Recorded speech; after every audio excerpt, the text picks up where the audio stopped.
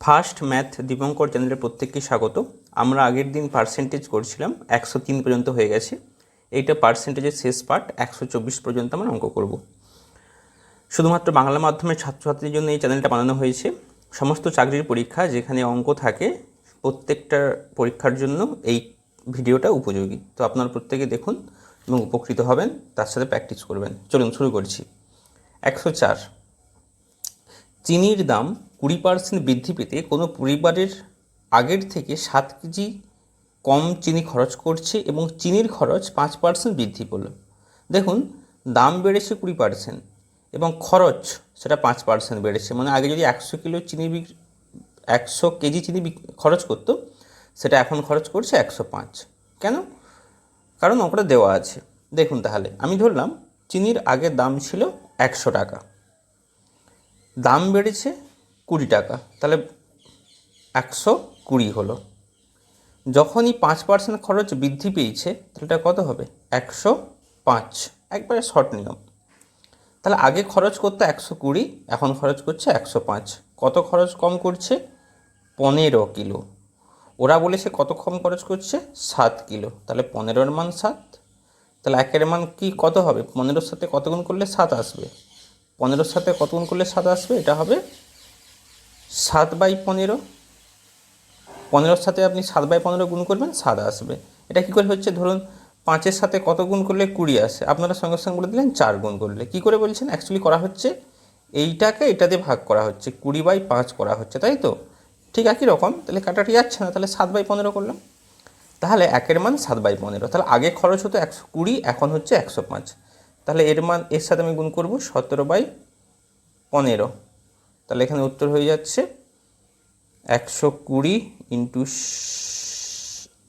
7/15। 15 8 120, 8 7 56। সঠিক উত্তর option D. বোঝাতে পারলাম? চলুন পরের অঙ্কতে যাচ্ছি। একই কোশ্চেন, চিনির দাম 10% কমে গেল। তাহলে করুন 100, 10% কমলে 90, খরচ 10% বাড়লো, তাহলে হয়ে গেল 110। এক্ষেত্রে কত বাড়লো? দেখতে পাচ্ছি 20 বাড়লো। 20-এর মান কত দিয়েছে? 20-এর মান দিয়েছে 18। ঠিক আছে, তাহলে একের মান কত? 18/20। বলেছে বর্তমানে কত চিনি খরচ হয়। বর্তমান তো এইটা 110, এইটা আগে, এইটা বর্তমান। তাহলে এর সাথে আপনি করবেন 18/20। তাহলে 110 ইন্টু 18/20, 0 0 2 9, 11 9 99, সঠিক উত্তর। এসএসসি 2009 সালে পড়েছে। না বুঝতে পারলে কমেন্টে অবশ্যই জানাবেন। পরের অঙ্ক খুব ইম্পর্টেন্ট অঙ্ক, 106 এবং 107 প্রচুরবার পরীক্ষাতে পড়েছে, প্রচুরবার পরীক্ষাতে পড়েছে। কিন্তু অঙ্কগুলো মনে হতে পারে অনেক বড়, কিন্তু খুব সহজভাবে আপনাদেরকে করিয়ে দিচ্ছি। চিনির দাম 25% বেড়ে গেল। আমি তাহলে আগের যার দাম ছিল 100 টাকা, এখন কত হয়ে গেল? 125। এটা আমি লিখলাম প্রাইস রেশিও, অর্থাৎ মূল্যের অনুপাত। 100:125 সরল করলে কত হচ্ছে? 25/4, 25/5। বুঝতে পারলাম? এবার বলেছে আমাকে বলুন, চিনির দাম 25% বাড়তে এক ব্যক্তি 200 টাকায় 10 কেজি চিনি কম কিনতে পারলো। ধরুন কোনো একটা ব্যক্তি যত টাকা নিয়ে গেছিলো, ওই টাকাতে যখনই দেখলো দাম বেড়ে গেছে, তাহলে সে কম চিনি পাবে। ধরুন আলুর দাম আমি সাপোজ ধরলাম 20 টাকা কিলো। আপনার বাড়ি থেকে আপনাকে 100 টাকা দিল, বললো আলু নিয়ে আয়। তখন আপনারা কী করবেন? 5 কিলো আলু পেয়ে যাবেন, তাই তো, 100 টাকাতে। কিন্তু বাজারে গিয়ে দেখলেন আলুর দাম হয়ে গেছে 25 টাকা। তাহলে 25 টাকা পার কিলো। তাহলে 100 টাকায় কি আপনি 5 কিলো আলু পাবেন? নিশ্চয়ই না। তখন পাবেন কত? 4 কিলো আলু পাবেন। তাহলে যখনই দাম বেড়ে যাচ্ছে, তখন আলুর পরিমাণটা কম পাচ্ছেন। ঠিক এই অঙ্কটা সেটাই বলেছে, 200 টাকায় 10 কিলো কম চিনি কিনতে পারলো। কারণ কি? 25% বেড়ে গেছে। বুঝতে পারলাম? যখনই দাম বেড়ে গেছে, তখন ওই টাকাটা ফিক্সড, 200 টাকাতে ফিক্সড, 10 কিলো চিনি কম কিনছে।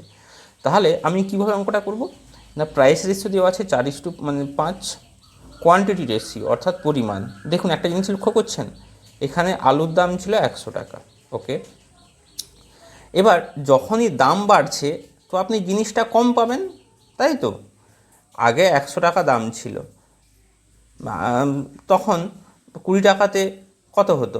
5 কিলো। এবার যখনই দাম বেড়ে গেল, যখন দাম হয়ে গেল 25 টাকা, তখন কত হচ্ছে 4 কিলো। একটা জিনিস খেয়াল করবেন, যত দাম বাড়ছে পরিমাণ কম পাচ্ছেন, সিম্পল জিনিস, আর দাম কমলে পরিমাণ বেশি পাচ্ছেন, তাহলে এর সাথে এটা ব্যস্ত সম্পর্ক হবে, অর্থাৎ কোয়ান্টিটি রেশিওটা কত হবে 5:4। যত দাম বাড়বে তত কম পাবেন, পরিমাণটা কম।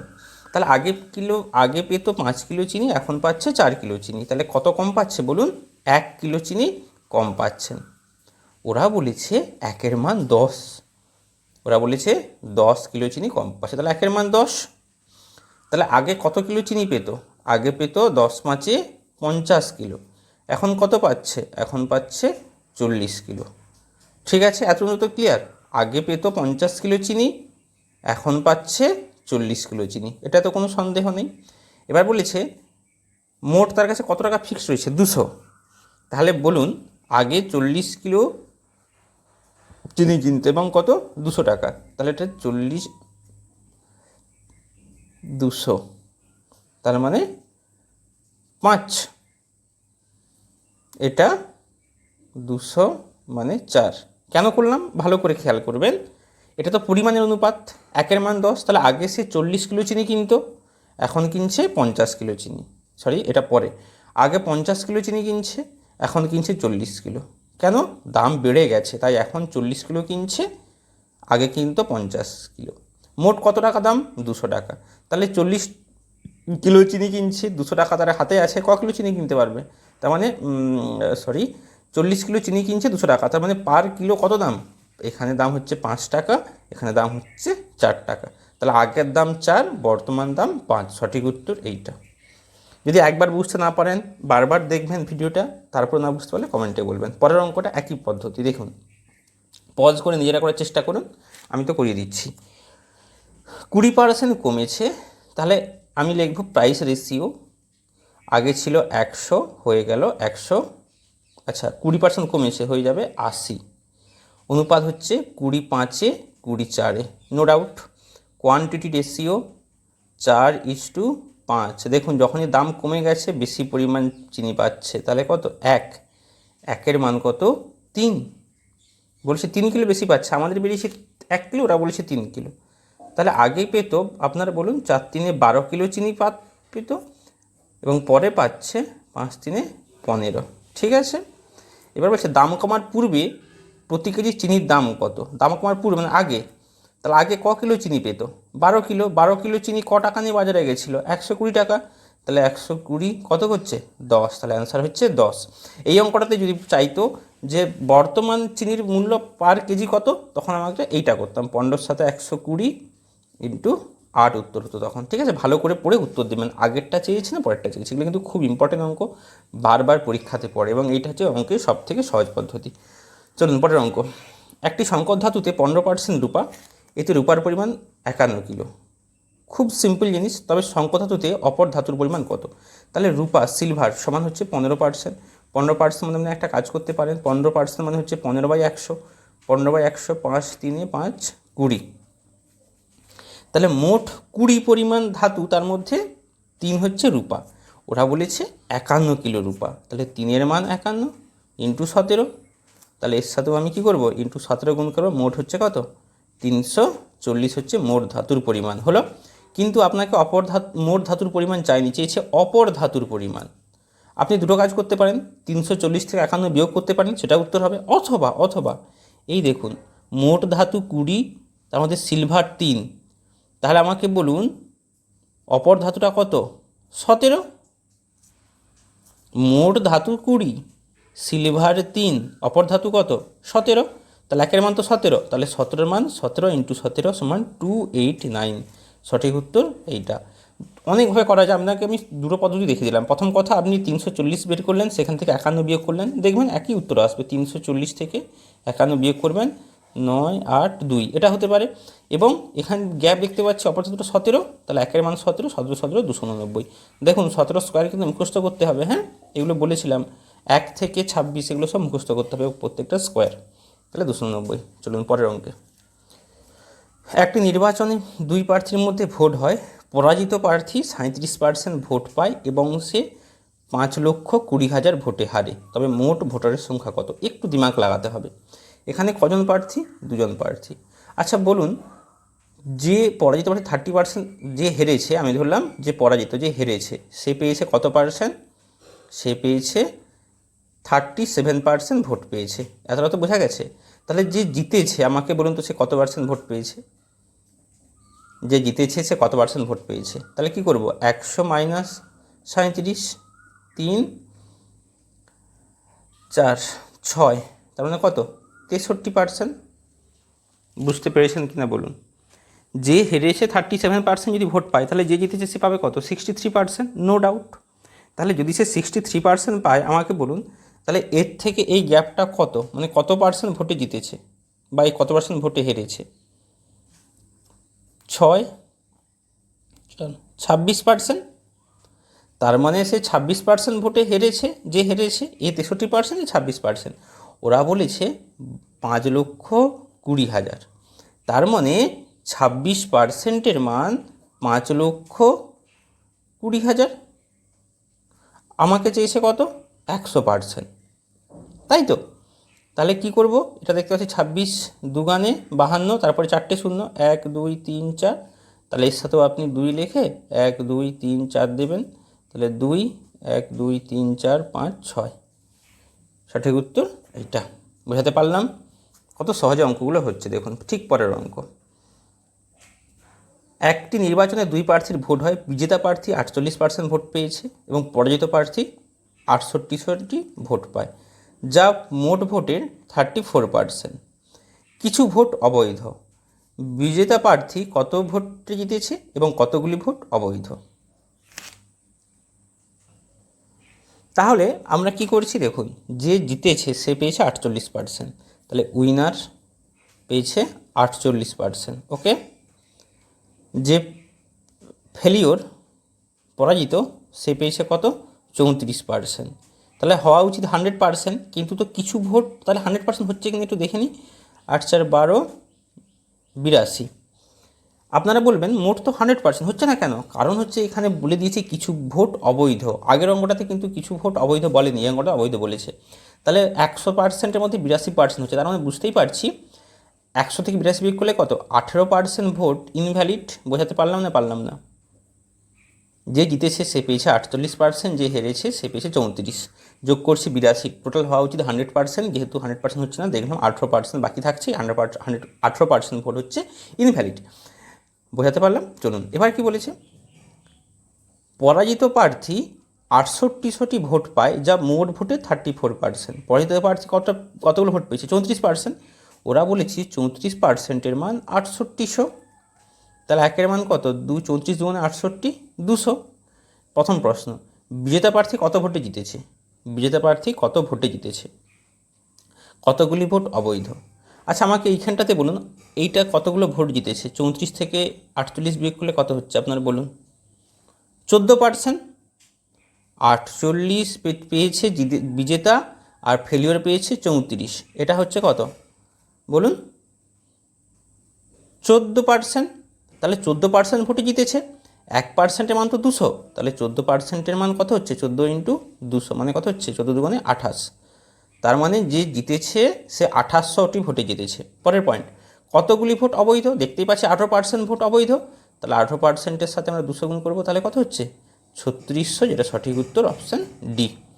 একবার নয়, দুবার নয়, যতবার নয় বুঝতে পারেন ততবার ভিডিওটা দেখবেন, দেখলেই বুঝতে পেরে যাবেন। পরের প্রশ্ন দেখুন, একটি নির্বাচন দুজন প্রার্থীর মধ্যে বিজয় প্রার্থী মোট ভোটের 60% পেয়ে 5000 ভোটে জয়লাভ করেছে।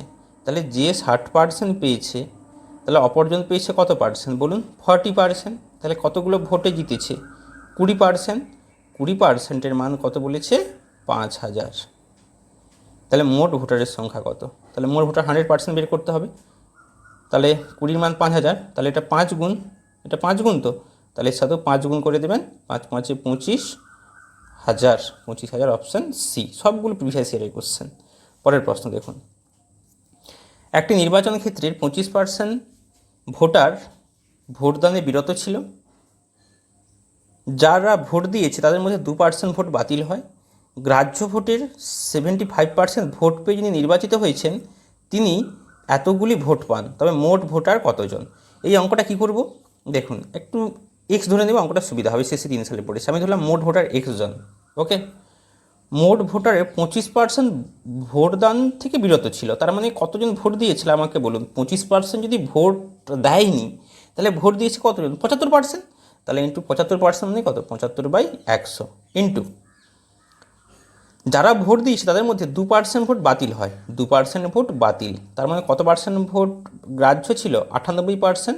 98 ইন্টু 100। নেক্সট, গ্রাহ্য ভোটের 75% ভোট পেয়ে যে নির্বাচিত হয়েছে, তাহলে এতগুলো হচ্ছে টোটাল ভোট পড়লো। তার মধ্যে যে জিতেছে সে কত পার্সেন্ট ভোট পেয়েছে? 75%। তাহলে এটা ছিল মোট ভোটার। এই এত সংখ্যক ভোট দিয়েছে, এত সংখ্যক ভ্যালিড ভোট, তার 75% ভোট পেয়েছে, তার 75% ভোট পেল। সেই ভোটের যে জিতেছে সে 75% ভোট পেয়েছে এবং তিনি কতগুলি ভোট পেয়েছেন?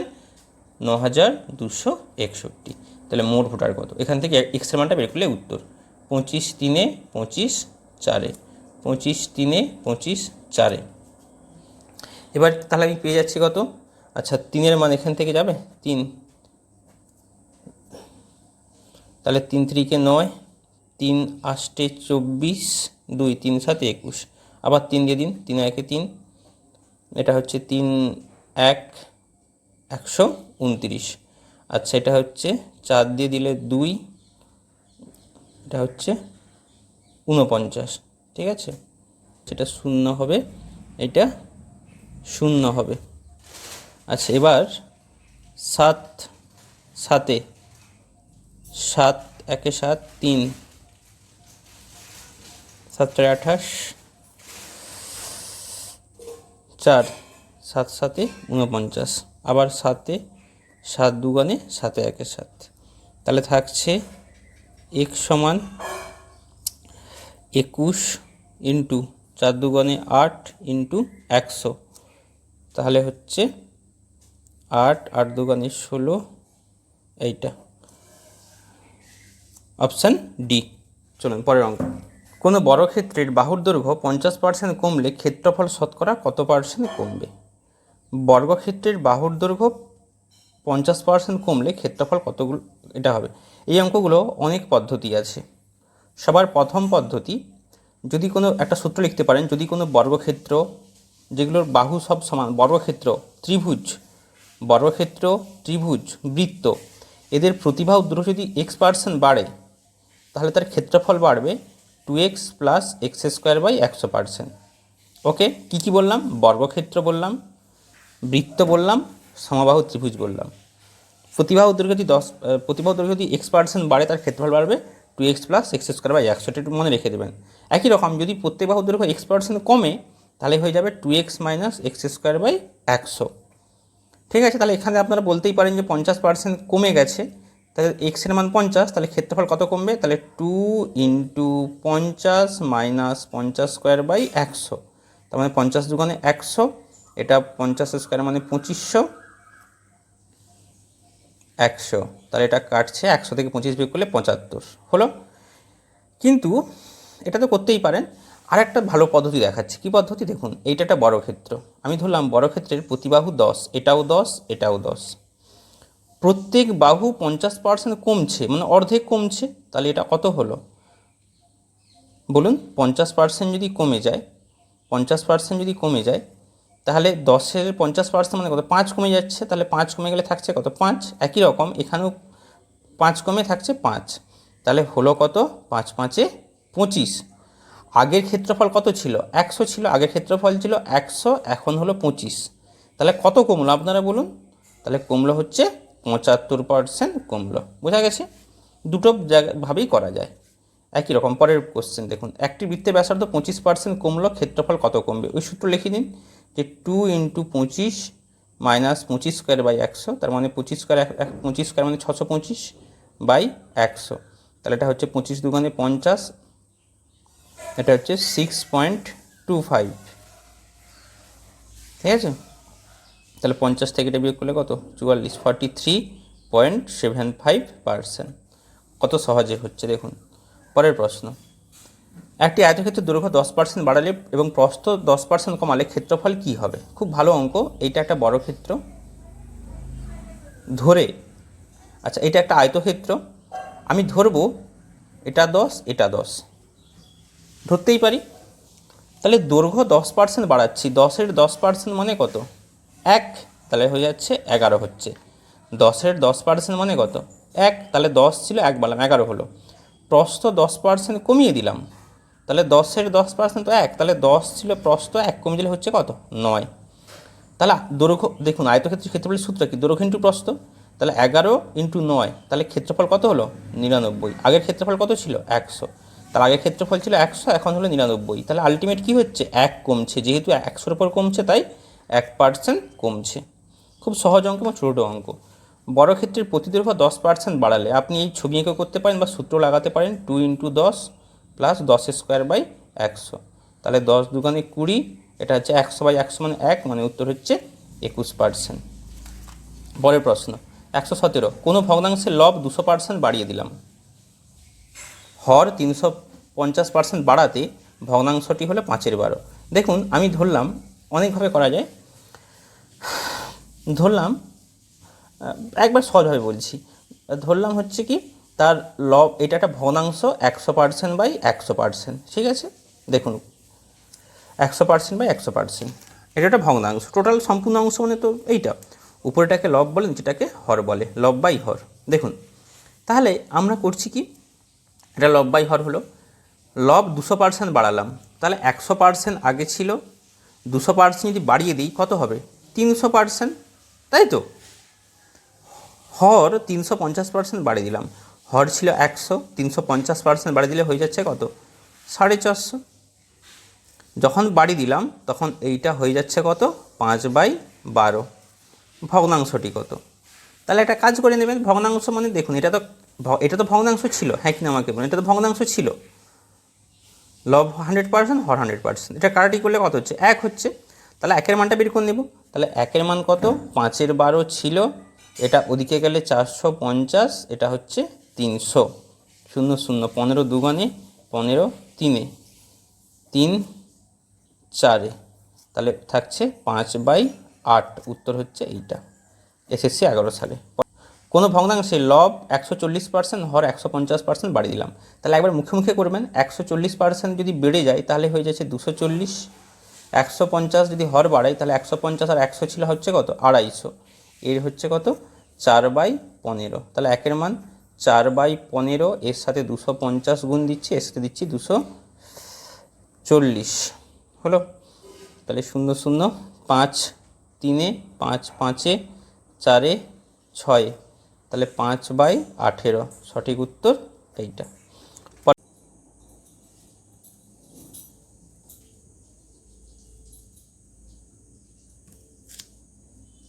পরের প্রশ্ন 121, একটি ছাত্রকে একটি সংখ্যার সাথে 5/3 গুণ করতে বলা হয়েছিল, কিন্তু সে ভুলবশত 3/5 গুণ করে ফেলেছে। তাহলে শতকরা ত্রুটি কত? এই অঙ্কটা প্রচুরবার পরীক্ষাতে পড়েছে, এসএসসি, সিএইচএসএল, সিজিএল প্রচুরবার পড়েছে। দেখুন 5/3 গুণ করতে বলা হয়েছিল, 3/5 গুণ করে ফেলেছে, এরর পার্সেন্টেজ কত? একটা হচ্ছে তাকে বলা হয়েছিল 5/3, কিন্তু করেছে 3/5। কি করব আমরা? এই হর যে দুটো সংখ্যা 5 আর 3, এদের লসাগু করব। লসাগু করলে কত? 5 3 15 হচ্ছে লসাগু, তাই তো, লসাগু 15।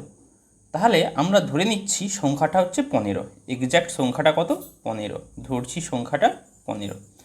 তাহলে তাকে করতে বলা হয়েছিল 5/3 গুণ, কিন্তু সে করেছে কত? 3/5 গুণ। কাটাটি করলে 3 5, 5 5 25, 5 3, 3 3 9। দেখুন ভালো করে খেয়াল করুন, তাকে করতে বলা হয়েছিল 25, করেছে 9, তাহলে সে কত কম করলো? কত ত্রুটি হলো? 16 কম হলো, 16 কম করলো। এক্স্যাক্ট সংখ্যাটা কত করা উচিত ছিল? 25 করা উচিত ছিল, তার মানে 25 করা উচিত ছিল, 25-এর ওপর সে 16 ত্রুটি করেছে, অর্থাৎ কম করেছে। তাহলে পার্সেন্টেজ কত পার্সেন্ট ত্রুটি হলো? 25 4 100, 16 4 64%, সঠিক উত্তর 64%। বোঝাতে পারলাম?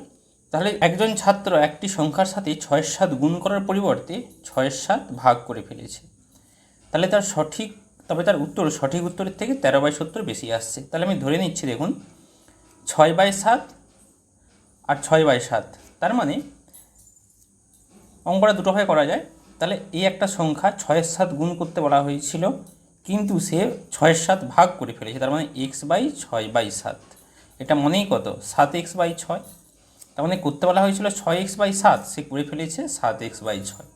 যখন এরকম করলো তার থেকে সঠিক উত্তরের থেকে 13/70 বেশি আসছে, তার মানে সে এইটা তো বড় সংখ্যা -6x/7। কেন বড় সংখ্যা বললাম না, পরে যেটা করছে সেটা করতে বেশি চলে আসছে। তাহলে কত বেশি না, এটা থেকে এটা বিয়োগ করব, তাহলে বিয়োগ করতে বিয়োগফলটা আসছে কত 13/70, এটা বেশি আসছে। সংখ্যাটা কত মানে এক্স মানটা বের করতে হবে।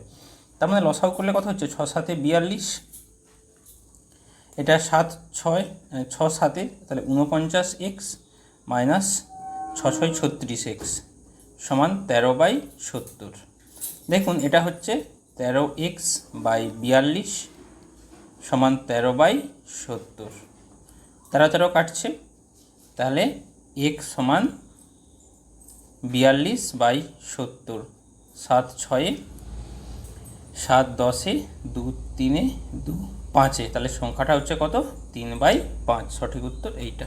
চলো, একজন অসাধু ব্যবসায়ী দাবি করে সে ক্রয় মূল্যে দ্রব্য বিক্রি করেছে, কিন্তু ওজনে 1 কিলোর পরিবর্তে 900 গ্রাম দিচ্ছে। জিনিসটা কেমন দেখবেন, অনেক সময় আপনারা যদি দোকানে যান বলবে, সে মাছ দোকানে সবজি দোকানে আমাদের দিকে বলবে কি যে দামে কিনেছি সে দামে বিক্রি করছি, কোনো লাভ রাখছে না। আলটিমেট তো তা নয়। কী করছে ওরা দেখুন, বলেছে যে দামে কিনেছে সেই দামে বিক্রি করছে, কিন্তু ওজনে 1 কেজির জায়গাতে 900 গ্রাম দিচ্ছে, তার মানে কম দিচ্ছে ওজনে, তাহলে ওইখানে তার লাভ হচ্ছে। তো বলছে খদ্দের যখন ঠকায় তাহলে সেটা শতকরা লাভ কত। আমি ধরছি 1 গ্রামের দাম 1 টাকা, তাহলে সেই যখন দোকানদার যখন কিনছে 900 গ্রাম, তাহলে 900 গ্রামের দাম সে ক টাকা কিনছে না 900 × 1, তার মানে দোকানদার যে বিক্রি করবে সে 900 টাকা খরচ করে কিনলো, কিন্তু সে তো দোকানদারকে কিন্তু কাস্টমারকে তো বিক্রি করছে 1 কিলো বলছে, তার মানে সে কাস্টমারের কাছ থেকে নিচ্ছে তো 1 কিলোর দাম। তার 1 কিলো মানে কত গ্রাম 1000 গ্রাম, এবং সে বলছে 1 গ্রামের দাম তো 1 টাকা, আমি কারণ এটাতেই কিনেছি এটাতে বিক্রি করছি, তার মানে সে পেয়ে যাচ্ছে কত 1000 পাচ্ছে। ভালো করে দেখুন, 900 টাকা তার কেনা খরচ পড়লো, বিক্রি করছে কত টাকা পাচ্ছে 1000 টাকা, তাহলে কত টাকাতে লাভ হলো 100 টাকা লাভ হলো। ওকে, 100 টাকা লাভ হলো। এই লাভটা কার উপর হলো, লাভটা কার উপর হলো আমি আপনাদেরকে জাস্ট পরের চ্যাপ্টারে শেখাবো লাভ ক্ষতি। লাভটা সবসময় ক্রয় মূল্যের উপর হয়, এখানে ক্রয় মূল্য কত 900, তাহলে 100 টাকা লাভ হয়েছে কার উপর 900-র উপর। শতকরা কত ইন্টু 100, 0 0, 100/9, 100/9 মানে কত হচ্ছে 11×9 99, 1/9। এই অঙ্কটা প্রচুর পরীক্ষায় পড়ে, ভেরি ভেরি ইম্পর্টেন্ট। নেক্সট পরের প্রশ্ন, লাস্ট প্রশ্ন 124। দুটি সংখ্যা তৃতীয় সংখ্যার থেকে যথাক্রমে 20% ও 50% বেশি। লাস্ট পরের প্রশ্ন, দুটি সংখ্যা তৃতীয় সংখ্যা থেকে যথাক্রমে 20% এবং 50% বেশি সংখ্যা দুটোর অনুপাত কত। তাহলে কার থেকে তৃতীয়, তাহলে এটা হচ্ছে first number, second number, third number, কার রেসপেক্টে দিয়েছে থার্ড, তাহলে এটাকে আমরা ধরবো 100। তাহলে দুটি সংখ্যা তৃতীয় থেকে যথাক্রমে 20% বেশি 50% বেশি, তাহলে এইটার থেকে 20% বেশি তাহলে কত হবে 120, এইটার থেকে 50% বেশি তাহলে কত হবে 150। তাহলে অনুপাতটা যদি করে নিই তাহলে চেয়েছে সংখ্যা দুটোর অনুপাত, মানে এই দুটোর অনুপাত চেয়েছে, তাহলে 120:150, 4:5। সঠিক উত্তর অপশান বি। তাহলে মোটামুটি আমাদের পার্সেন্টেজে 124খানা অঙ্ক শেষ হলো। আমরা যদি এই অঙ্কগুলো ভালো করে করি এবং প্র্যাকটিস করি, এর বাইরে কোনো পরীক্ষাতে টাইপ হয় না। এরপর আমরা শুরু করব লাভ ক্ষতি। আপনারা ভালো করে প্র্যাকটিস করবেন, ভালো থাকবেন, আবার পরের চ্যাপ্টারে দেখা হবে। টাটা।